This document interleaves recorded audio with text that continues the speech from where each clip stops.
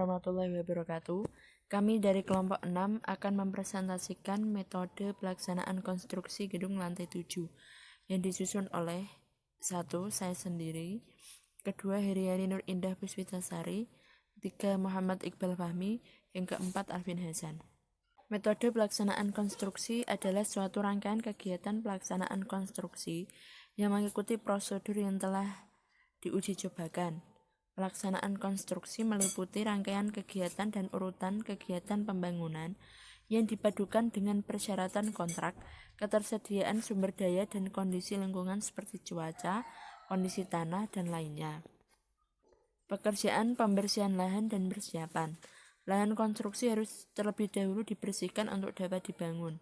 Pembersihan lahan konstruksi bertujuan untuk membebaskan tanah dari sampah organik yang bisa membusuk. Metode pelaksanaan pembersihan lahan dan persiapan adalah sebagai berikut. Yang pertama, pembersihan lahan kerja atau land clearing. Sampah organik maupun anorganik seperti rumput, pepohonan berdiameter rata-rata 50 cm, batu-batuan besar dengan menggunakan tenaga manusia dan alat bantu ekskavator. Yang kedua, pemagaran keliling lokasi proyek menggunakan material seng gelombang kecil dengan tinggi 4,5 meter dan rangka besi holo 40 x 60 mm yang ditanam dalam 1 meter dari muka tanah pada lubang berdiameter 30 cm, kemudian dicor. Dilengkapi pintu gerbang utama lebar 4 meter untuk keluar masuk truk ready mix, truk bongkar muat, dan satu kecil pintu lebar 1 meter dan tinggi 2 meter untuk akses pekerja. Yang ketiga, pelaksanaan bangunan sementara penunjang proyek. Yang pertama yaitu direksi kit kontraktor atau kantor kontraktor. Dalam lingkungan proyek yang berfungsi untuk melaksanakan pengawasan, pengendalian pekerjaan, tempat pemajian gambar schedule, gambar bestek, kurva S, tempat berdiskusi dan beristirahat. Berukuran 5 x 10 meter, kolom balok menggunakan rangka baja profil IWF, berdinding pasangan bata ringan yang diplaster, beratap asbes dan berlantai dak kayu yang diplaster. Yang kelima, tahap pekerjaan. Selanjutnya tahap pekerjaan yang pertama, pekerjaan galian. Pekerjaan galian tanah yaitu melakukan penggalian sebatas kedalaman desain pondasi sesuai gambar kerja. Jika nanti akan menggunakan bagisting atau rangka pada pondasi, lakukan penggalian dengan lebar yang cukup untuk memasang dan membongkar bagisting itu nanti. Jika menjumpai akar atau bahan lapuk, maka akar tersebut harus diangkat, bekasnya diuruk pasir dan dipadatkan ulang. Galian pondasi diuruk kembali dengan tanah galian dengan kepadatan 90% dari kepadatan tanah asalnya. Selanjutnya, pekerjaan pondasi. Perencana menggunakan pondasi tiang pancang pada perencanaan gedung konstruksi 7 lantai. Pada proses pemancangan, para tim supervisi harus standby di lokasi pekerjaan agar meminimalisir terjadinya kesalahan pada pekerjaan dilaksanakan oleh tim kegiatan. Ini dilakukan karena pekerjaan pemancangan memiliki efek yang fatal apabila tidak dikerjakan sesuai dengan spesifikasi teknis pekerjaan yang tertera pada Spek Teknis Bina Marga 2010 Revisi 3. Pemasangan tiang pancang, melakukan pengetesan terhadap tanah di lokasi rencana pondasi untuk mengetahui jenis tanah dan kedalaman lapisan tanah keras. Yang kedua, menghitung struktur pondasi tiang pancang sehingga dapat ditentukan kebutuhan ukuran tiang pancang. Yang ketiga, produksi tiang pancang dapat dilakukan di pabrik dengan spesifikasi sesuai perhitungan, kemudian dikirim ke lokasi proyek menggunakan truk besar. Selanjutnya, pengangkatan tiang pancang dapat menggunakan alat tower crane atau mobil crane dengan posisi titik angkat sesuai perhitungan, sehingga tidak terjadi patah dalam pengangkatan. Selanjutnya, surveyor melakukan pengukuran di lapangan untuk menentukan titik-titik sesuai gambar, kemudian mendirikan alat survei teodolit untuk mengecek ketegakan pemancangan. Tiang pancang diangkat tegak lurus, kemudian posisi ujung diesel hammer dinaikkan dan topi pile pada kepala tiang pancang. Selanjutnya, ketegakan posisi pemancangan dikontrol menggunakan 2 unit teodolit yang dipasang dari 2 arah untuk memastikan posisi tiang pancang tegak dan melakukan kontrol setiap 2 meter. Pemancangan dilakukan sampai dengan elevasi kedalaman yang direncanakan. Berikut ini proses pengontrolan yang dilakukan oleh tim. Selanjutnya, tiang pancang yang tersisa di atas elevasi rencana dikelupas betonnya sehingga tersisa besi tulangan yang akan dipakai sebagai stik stek untuk dihubungkan dengan pilkap pada bangunan gedung. Gambar pertama yaitu tiang panjang disusun dengan rapi menggunakan tower crane, dan gambar yang kedua yaitu proses pemancangan sedang berlanjut. Terima kasih, selanjutnya akan dilanjutkan oleh kelompok saya yang lain. Saya akan melanjutkan presentasi dari teman saya sebelumnya. Selanjutnya kita ke pekerjaan pondasi seperti pembersihan slope, backisting slope, cor slope, urugan tanah atau untuk perapihan pondasi. Selanjutnya yaitu pekerjaan kolom. Kolom adalah batang tekan vertikal dari rangka struktur yang memikul beban dari balok. Kolom merupakan suatu elemen struktur tekan yang memegang peranan penting dari suatu bangunan, sehingga keruntuhan pada suatu kolom merupakan lokasi kritis yang dapat menyebabkan runtuhnya lantai yang bersangkutan dan juga runtuh total atau total collapse seluruh struktur. Dikutip dari Sudarmoko tahun 1996. Metode pelaksanaan pekerjaan kolom adalah sebagai berikut.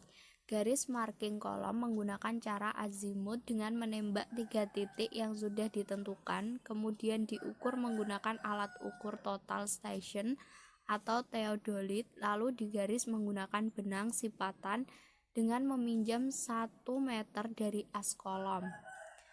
Pembatas backisting kolom dibuat dari tulangan 10 mm dan siku 40 x 40 mm. Dilas pada tulangan utama kolom. Penyambungan pembesian kolom tidak dilaksanakan langsung pada kolom existing. Pembesian kolom dikerjakan secara terpisah dari kolom existing, lalu diangkat menggunakan tower crane untuk disambung pada kolom existing. Panjang pembesian kolom disesuaikan dengan tinggi floor to floor ditambah 40D. Tinggi stek kolom existing yaitu 1,20 meter termasuk panjang penyaluran kolom sepanjang 40D. Backisting kolom dipasang dan ditempatkan sesuai dengan batas yang sudah dibuat. Sistem backisting kolom adalah knockdown, sehingga pemasangan dan pembongkaran lebih mudah dan tepat. Terdiri dari papan polywood tebal 12 mm dengan rangka holi 20 x 60 mm, jarak vertikal 40 cm. Backisting kolom diatur kelurusannya dengan memutar push pull atau kicker bridge. Untuk mengecek tegak lurus kolom, dipasang anting-anting di bagian atas backisting pada arah X dan arah Y. Pengecoran kolom dilakukan menggunakan konkret bucket kapasitas 0,8 meter kubik yang bawahnya disambung dengan trimi lambai berdiameter 8 inci dan panjang 5 meter. Agar jarak jatuhnya adukan beton tidak lebih dari setengah meter, lalu digetarkan untuk menghilangkan gelembung udara supaya beton cor rata dan padat menggunakan konkret vibrator. Backisting kolom dibongkar 24-48 jam setelah pengecoran. Kepala kolom dipasang sebagai acuan elevasi balok lantai di atasnya. Kemudian backisting diangkat menggunakan tower crane untuk dibersihkan dan diolesi minyak pelumas kembali. Gambar 1 yaitu proses pengecoran kolom. Gambar 2 tentang proses pemasangan backisting kolom. Pekerjaan balok dan plat lantai. Balok adalah bagian struktural sebuah bangunan yang kaku dan dirancang untuk menerima dan mentransfer beban dari plat lantai menuju elemen kolom penopang. Plat lantai adalah bagian dari elemen struktur gedung yang berfungsi sebagai tempat berpijak. Plat lantai menyalurkan beban mati dan hidup pada saat proses konstruksi dan selama bangunan difungsikan. Metode pelaksanaan pekerjaan balok dan plat lantai adalah sebagai berikut. Pertama, perancah dipasang pada posisi di mana backisting balok dan plat akan dibuat. Bagian perancah yaitu scaffolding atau mainframe, crossbrace, jackbase, U-hit, beam. Ketinggian perancah diatur dengan cara memutar jackbase atau U-hit. Tinggi mainframe yaitu 1,70 meter, sedangkan panjang maksimal jack base dan U-head 0,60 meter. Elevasi balok disesuaikan dengan elevasi kepala kolom pada pekerjaan kolom. Untuk balok panjang 6 meter menggunakan 3 unit scaffolding dan balok dengan panjang 8 meter menggunakan 4 unit scaffolding. Backisting balok dipasang di atas beam terdiri dari papan polywood P0 film tebal 18 mm dan rangka Holley 40 x 60 mm dengan jarak 40 cm.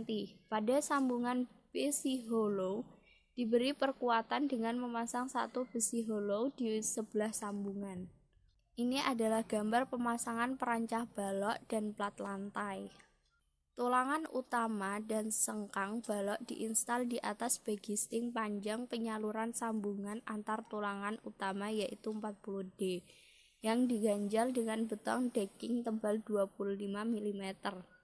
Unit plat lantai konvensional dibutuhkan papan polywood 12 mm dengan rangka Holley 40 x 60 mm dan dipasang di atas beam perancah. Elevasi dasar plat lantai diukur dari tinggi balok dikurangi tebal plat. Sedangkan untuk plat lantai pre-self half slab langsung diletakkan di atas backisting balok di samping-sampingnya, ditopang langsung oleh besi hollow 40 x 60 mm di atas U-head yang menumpang beam pada scaffolding balok di sekelilingnya. Plat lantai precast half slab tebal 7 cm ini juga sekaligus berfungsi sebagai alas bagi cor lapangan di atas setebal 5 cm. Terima kasih. Selanjutnya adalah besi tulangan untuk plat lantai konvensional menggunakan D10 sampai 200 tulangan plat lantai dikaitkan pada tulangan utama balok dengan panjang penyaluran 60D atau minimal 75 mm.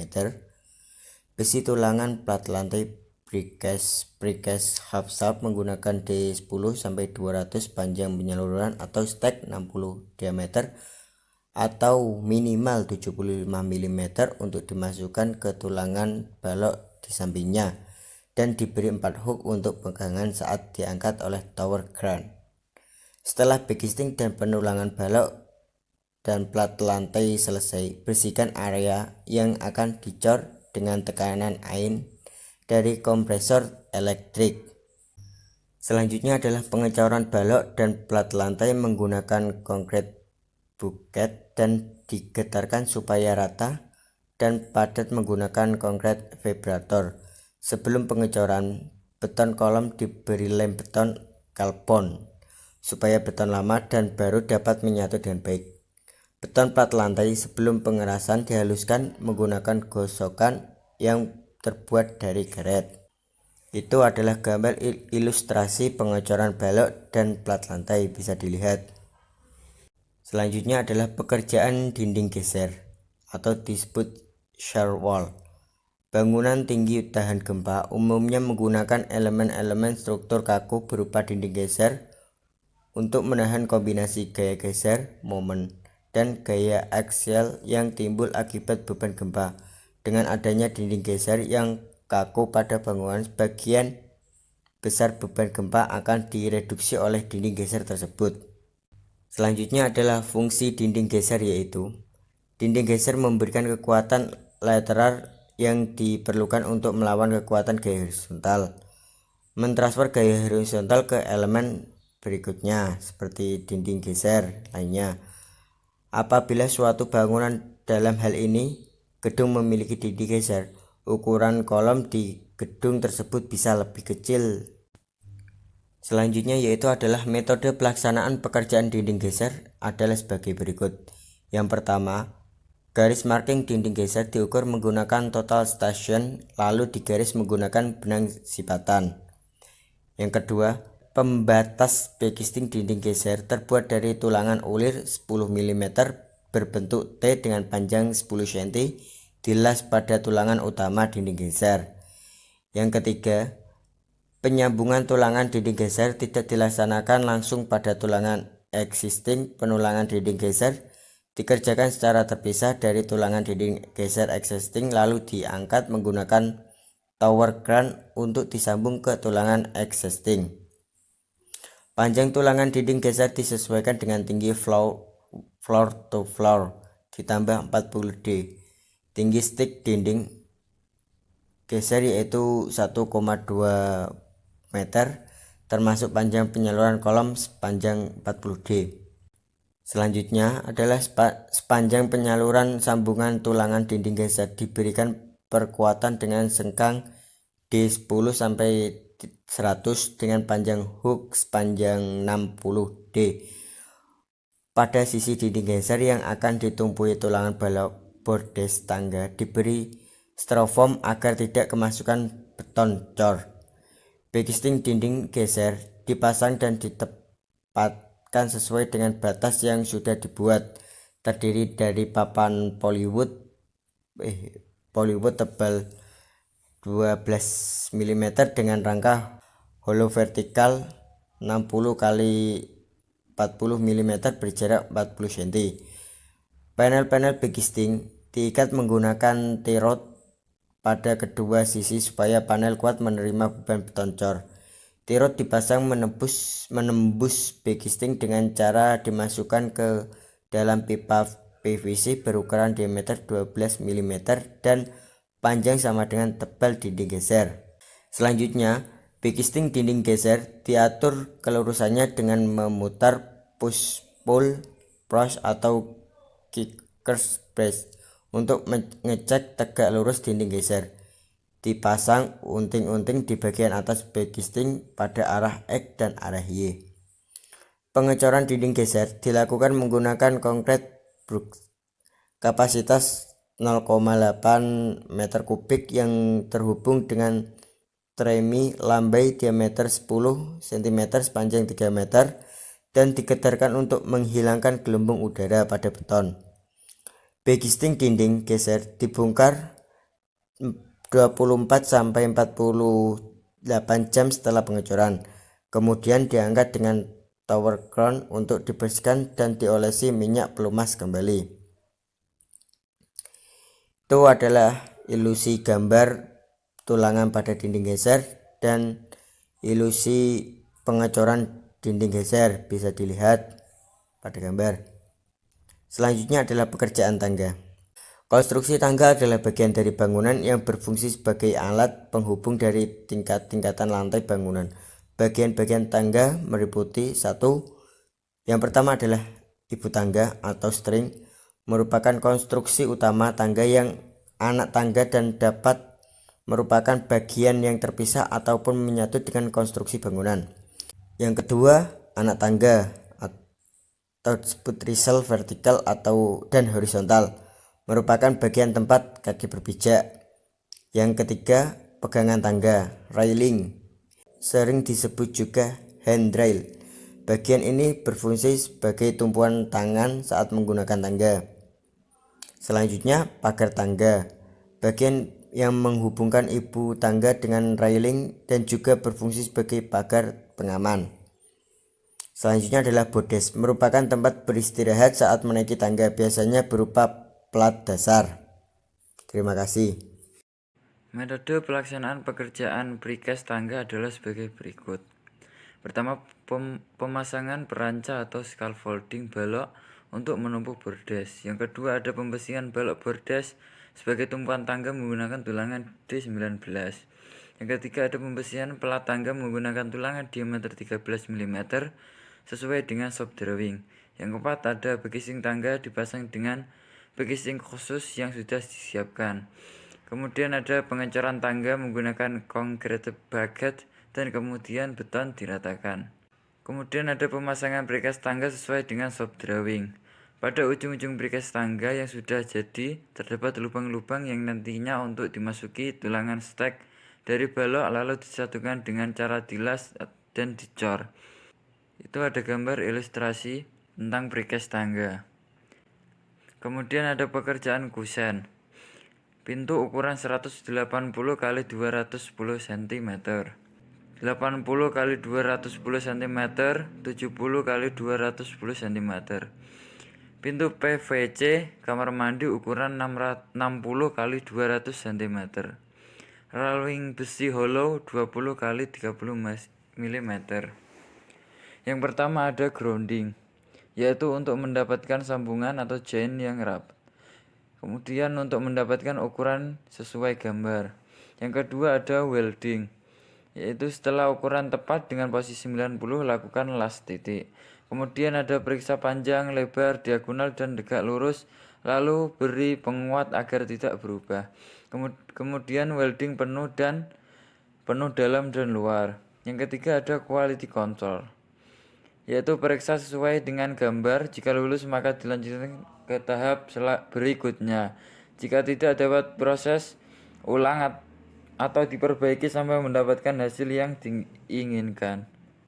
Kemudian ada pelaksanaan plastering dinding, yaitu yang pertama buatlah caplakan pada setiap persilangan benang dan ratakan permukaan adukan.